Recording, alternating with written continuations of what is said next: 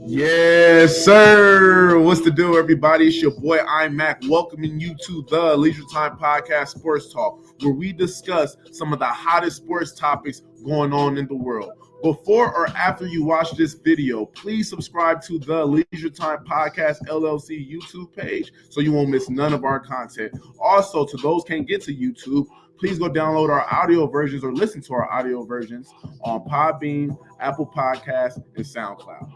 Thanks. What's the deal, everybody? And welcome to another episode of X's and O's, powered by CoolFan.com. As always, please go subscribe to the Leisure Time Podcast, man. Huge win. Clap it up for the WSU Cougs, beating them Cal Bears 28-9 for homecoming. Shout out to that 97 Rose Bowl team, right? Ryan Leaf and them boys, man. Got to give them a huge shout out, right? I think that Rose Bowl energy was in Gessa Stadium this past Saturday, and I could really appreciate that right there, okay, guys? Both teams, right? It looked like a 1950s, 60s game in that first half, right? Defensive slugfest, not a lot of points. Me as a defensive guy, I enjoyed the game, right? I enjoyed it, right? Just seeing both those defenses flying around. That Cal defense is probably the best Cal defense I've seen in years. I mean, years, right? Whoever that coach is, I think it's Coach Sherman over there, DC over there, got them boys flying around, playing some good football, and they challenged our offense. Right? We couldn't start fast this week for some reason. I don't know if it was a letdown from the Oregon game to this game, but obviously in that first half, we weren't us. But thankfully, right, that second half, we turned into another gear. And I've seen a lot of things that I've been saying all year that I saw that I could really appreciate, right? Obviously, the tight end play, I loved it, right? I love the tight end play, and I love some of the vertical shots we took. Cam Kyrie Ward, right? Spectacular again, right?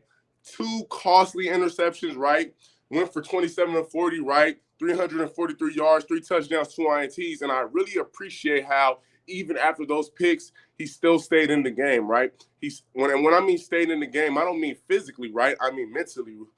It's so easy for young quarterbacks to throw a couple picks and just kind of fold. I like his demeanor throughout those interceptions, even how he still was talking to his buddies on the team, coaches on the sideline. He's a true leader, and I appreciate that about Cam Ward. How about Watkins and Jenkins, right? 2 running backs that I feel that we need to give the ball more to, right? They both had 21 touches, around 97 yards, and all that tells me is let's get them guys the ball more. Let's get them guys the ball more. When we have those backs back there, and plus we have the tight ends now, I like the new kid, Andre Dollar, I believe his name is. He dropped that left-handed counter, had a RPO little dump to the flat on the goal line that 87 could have caught. That would have been on top 10 ESPN, but he dropped that one. But I'm not going to give him too much sass for that. I'm just happy about his blocking. And, of course, my boy Billy Riviere, man, hey. He finally had a touchdown, and it was coming, man. And I'm telling you, right, the power of the tight end is really unlocking our coup grade. How about the ABSs? And what I mean by ABS, I mean America's best slots, right? A term coined from Ricky Galvin and River Craycraft back around when I was there, Bobby Radliff, right, Rob Blue. And America's best slots, they were at it again, man. Robert Farrell, 6 catches for about 79 yards, a touchdown. And all those catches just seemed super clutch. His special teams play was great as well. And how about Renard Bell? Showing versatility to not only play punt return, kick return, slot receiver, but actually giving us that vertical deep touchdown that I've been looking for, right? Going for 8 catches, 114 yards, and that touchdown. So shout out to the ageless wonder, Renard Bell. Now let's talk about the defense. I'm going to clap it up for the defense. Oh, my God. That was such a great performance from our defense. D-line was flying around, hitting the quarterback. We got about 3 sacks. I love how Francisco and Dayon Henley was blitzing all day, the crossfire action. We're going to get a little bit into that when we start breaking down plays, but I love the crossfire action. Let the mic go, have the wheel come around. Love the shots, love the plays that them 2 guys were making all day. Our DBs were strapped, shut down, redeemed themselves from the last Oregon game, right? So I'm really proud of how our DBs played. The player of the game, right? Defensively, actually is going to go to a coach, and that's Coach Brian Ward, right? I don't think no particular group or individual really just super stood out. But what did stand out was our team defense speed. The play calling was outstanding. So shout out to that staff, those coaches, and Coach Brian Ward, right? Evidently, right, being the DC, calling those plays on a play-to-play basis and putting our boys in the right position to make plays. In totality, right? I think this was a perfect game for our offense to kind of go through before we face a juggernaut like USC next week, right? I cannot wait for that game, right? Having the little 3-and-outs and little mental lapses, right, and get a win is always more positive than having those things and getting a loss, right? So I'm happy that we went through those things offensively, because now, right, as we go into this USC week, we have stuff we can correct. We have stuff we can work on. And overall, I really feel that our offense is probably the most dynamic offense in the Pac-12 next to USC because of the two quarterbacks, right? Caleb Williams versus Cam Ward. I mean, that's like Godzilla versus King Kong or something, right? It's going to be an epic showdown. I cannot wait to see it. Defensively, again, right? Great game to play before going into USC. USC has a great running game, and I think that we had to kind of bounce back from that performance against Oregon because the Ducks were able to get so many big plays, and that wasn't the case for Cal, all right? So now let's sit back, relax, and let me start breaking down these plays. Let's get it. All right. Now it's time to break down the first offensive play of the game. And I got to start with Renard Bell's 37-yard bomb of a touchdown from Kyrie Ward, all right? So, as you can see, right, we're in 20 personnel, right? We got two running backs back there. We got a receiver, right? All line right there. Cal is in their nickel defense, right? Given that cover two illusion, but, right, actually going to be playing some man coverage in this play right here, okay? So what had happened was, right, we give a good solid zone left fake, right? A good solid zone left fake, leaving this end right here, all right? So we have Nakia right here, lead blocking for Jenkins right here, right? So we're giving off that illusion that we're going to be running the ball right here, right, guys? Robert does a good job firing off the ball, and so does Ali right here firing off the ball, giving that illusion. And what that does is that makes these safeties bite down right here, right? Something that I'm noticing that Leach never did is these receivers are not tied to one position, right? So usually when Leach was there, the X will always be the X. The Z will usually be like the Doms and the Vinces. They're always going to play Z. X's, Isaiah Myers, Gabe Marks, they're always going to play the X, right? River, the Y, always going to play the Y. Rob Blue, the H, always going to play the H. This is not the case, right? Raynard Bell literally plays the X, Z, H, right? And I love the fact that Morris is allowing kids to play different positions because, let's be real, right? It brings a different aspect to each of those letters, right, in the receiver room, okay? So I like the fact that we have Raynard Bell right there, one of our faster players being able to kind of work his way, wiggle this DB, and run that fade, okay? So what makes this play so impressive, guys, to me is because what we've been preaching for the last 2-3 weeks, right? We need to get more vertical. We need to make more down the field plays, right? It's a lot of dinking and dunking and screens and intermediate routes, which I love. And that's a part of our identity, and I don't want to change that. But every now and then, right, we got to check whoop ass and go deep on some of these guys, right? Especially if they're going to be playing up, right? We got a good running game, play action the running game, and let's do what we got to do, right? So as we fake this, all these defenders bite down. The safeties in particular super bites down, right? And that allows Renard to kind of shake this DB. He was playing off coverage too, by the way. Shake this DB, run that fade, and Cam throws an absolute dime with this DN all in his face. I mean, the DN was crashing and and this is what's so impressive about Cam. I done seen him make 2 or 3 touchdowns this year when literally a DN is just in his face, and for some spectacular reason, he's able to still get off nice, precise, accurate, deep passes, intermediate passes with that pressure. And I know if I'm impressed by that, right? I'm not saying I'm an NFL scout, but I know NFL teams are seeing that and seeing how this kid's poise is, right? So this is my first play of the game because I like the fact that we're taking shots. I like the fact that we finally took a shot and scored a touchdown, and I can truly appreciate that. Let's move to the next offensive play. All right, it's time for the next offensive play, and I will be absolutely wrong. I will be absolutely out of my mind if I don't praise the guy that I've been giving praise to since week 1, and that's Billy Riviere. Man, I got to give his touchdown some love, right? First touchdown by a tight end since 2011 for WSU. Yes, 2011. I was graduating high school in 2011, right? Long time ago, okay? So what we do here, right, guys, we're on the goal line, obviously. And we're giving off the illusion since since before this play, right, we was in multiple ace personnels, right? That's 2 tight ends, right? 12 personnel, multiple runs that went for 10, 15 yards, big plays that I could have put on here, right? But it was all due to the fact that we had the tight end in the game, right? All the times that we have these tight ends in the games, right? And we're given that run illusion when it's time to finally pass, right? It changes up for the defense because they think so much like, oh, they're just going to run. And also when we pass and slip them out, what I've been saying is going to happen, right? The fake zone slice with the swoosh of the tight end going to the flat. I've been saying it's going to happen, and they finally do the play, right? So what we have here is, right, we're in a 12 personnel, right? We got a tight end right here. That was Dollar. We out here got Billy Riviera, of course, right? We got a Z and our X, right? Our X is kind of tight in the bunch right here, right? Going to kind of crack back, okay? Cal is in their goal line defense, right? They have an end in the 4-eye, a tackle in the nose, both in ones. This end right here in the 5. This safety kind of playing that outside. This will kind of being able to roam with this Mike linebacker playing this B gap. This safety right here, kind of like this whole player with this nickel over the tight end, right? So what happened? What we did was, guys, we give off a zone right illusion, right? A zone right illusion, right? A zone right illusion. A zone right illusion. And we leak Billy to the seam while using this X receiver to crack whoever tries to cover him, right?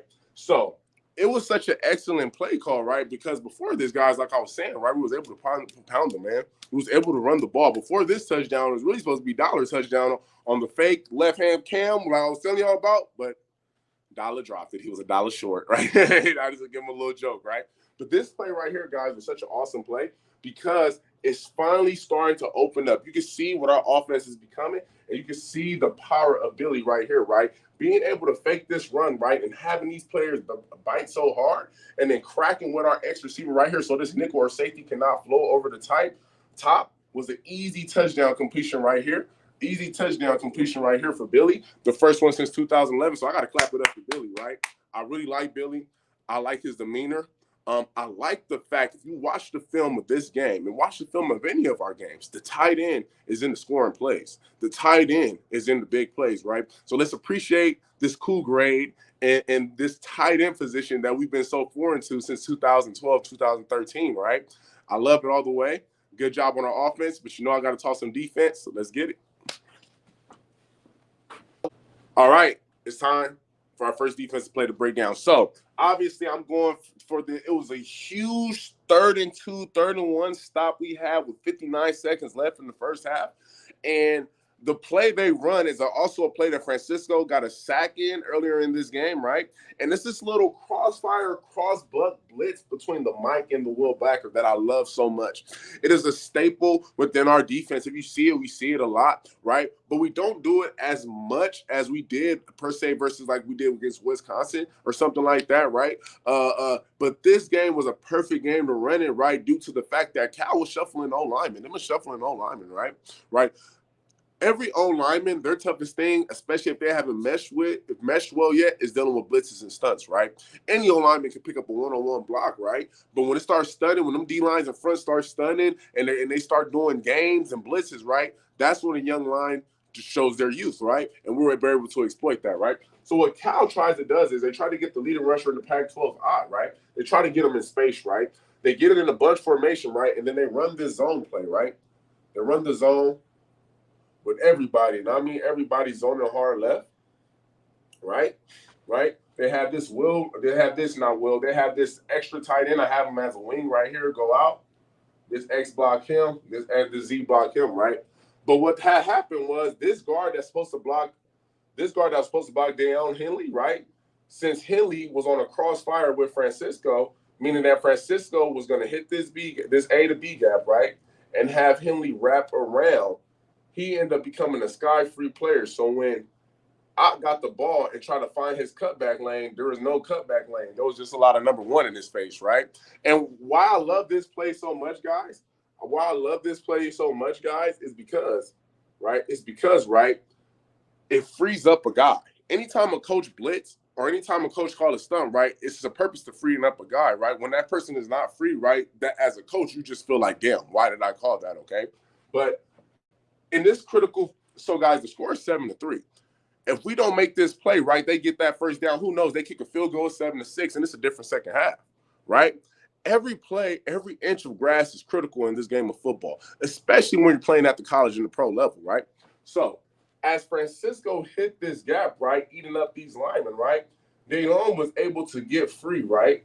So as this running back came and cut back, right, all he got was a whole bunch of pads, right in the stomach, right? Because, guys, right, he was able to free up Deion Henley on this blitz. I just love his aggressive nature, by the way, too. Him and Francisco, those linebackers have been playing excellent this year, but the last 2 games specifically, or 3 games specifically, just showed out a lot to me, so I had to keep giving these backers some love, right? Shout out Deion, shout out Francisco for making a huge play that honestly saves the game in a sense, right? If they get this first down, who knows? They score, they may get 3, right? But it didn't happen, right? So shout out to the defense. Hey, I got a special defensive play to go over next. All right, it's time for the second defensive play of the game, a special defensive play. I'm going to take away from Cougar football for a little bit and highlight a Cougar football brother, my brother, Frankie Louisville, in his amazing 31-yard pick six he had against the Cardinals this past Sunday. So, as you can see right here, right, the Panthers is in their like kind of nickel defense, right? They have 2 ends and 5 techniques, or 2 tackles and 3 techniques. They got our boy Frankie right here in the middle, right here, trying to give this kind of bare front, bare look with Frankie, right? Frankie is an excellent blitzer, right? He's an excellent pass rusher. He's a guy that can blitz A, B, C gap, right? He's strong with his hands, right? Very athletic, very physical, right? So I can understand why they're giving this illusion that he has a one-on-one with this center right here, right? You got the will linebacker displaced over here by this X receiver. This X receiver was super, super duper tight, right? You would think that he was a wing or something, how tight he was to this tackle, right? This corner above him, free safety right here. You got your safety right here, your nickel, and your another corner right here, right? So this is third down, right? Dog defense, right? This is 0-0, not dog defense. It's third down, right? Dime kind of defense, right? Coverage kind of defense, right? And obviously it's 0-0 right now, second quarter, right? Both teams are looking for a play. And Frank can give them that play, all right? So what happened was, right, they're showing this man kind of look, right? But in reality, what happens, right, they end up playing the zone, right? So they rush for it. They rush for it. And what they do is they drop Frankie to the middle, right? They play this will in the flats. This corner plays third. This safety actually played half, with this safety becoming a high hole kind of dropper. This safety playing the other hook, and this corner playing the flats right here, right? So what they end up doing is giving us this cover 6 kind of look, right? With the safety going to the field side, right? The strong safety right here going deep middle, and also this corner playing deep middle with your will playing the flats right here, your corner playing the flats right here, and your Mike and your nickel playing the hook to curl zones, right? Excellent play call by this DC, okay? So what they end up doing is this. The route combinations end up being this. This X receiver ends up doing a corner route with this running back flare, right? Number 8, the H receiver ends up running this kind of seam route, which they were expecting, the Panthers, because they had somebody playing in that high hole, with both the Y and the Z doing kind of short digs right here, right? And what's so amazing about Frankie plays, guys, is that Frankie is able to read this dig right here, read this dig from his alignment. So as this comes by, right, he's able to get in front of it. When Kyler throws it, Frankie's picks it, and he takes it 31 yards to the house, right? I know this looked like a lot, so let me go back to explain. So, guys, you got to understand the coverage to understand the pick, right? So you see the holes in the zone, all right? So as I go back, let's highlight this now. Let's look at the routes. He goes here. Boom, dig, boom, dig, corner. Running back does that, right? So as Frankie sees this dig from number 2 goes right here, he drop in middle. He see this dig goes by, right? Frankie does a good job getting in front. When Kyler throws the ball, Frankie does a good job getting in front, using his natural athletic ability to get in front of there and get this pick 6, right? It was such an awesome play by Frankie. Frankie is a kid, just quick story, man. I remember him coming in from America Samoa back when he was a freshman, right? And from his first practice, we all knew that he was going to be a very special player. I believe that Frankie is truly, truly, truly a genuine person, and everything that he's gotten in his life, right, he deserves it. He truly deserves it. If you hear his story, right, it's super amazing. You can actually hear his story on an exclusive interview I did with him about a year ago on the Leisure Time Podcast YouTube page, the Louvu interview. I suggest you all check it out. It's a lot of gems in there. And you can learn more about Frankie Louvu, who he is as a person and who he is as a player, right? So shout out Frankie, man. Huge play, pick six. Gave the Panthers their first score. I wish they would have won the game, but he's doing everything he can to help his teammates and help that organization. So shout out Louvu for the one time. So there you have it, guys. That's the X's and O's for this week. Like I said, man, huge game this week against USC. I wanted to go, but, I have other coaching obligations that I got to deal with, right? But I really think that we're building something special. I really think that we're a team to be reckoned with in this Pac-12, and I truly feel that us as Cougs are starting to change the narrative of what being a Coug is all about. Do you have it, guys? X's and O's. I'm Mac out. Peace.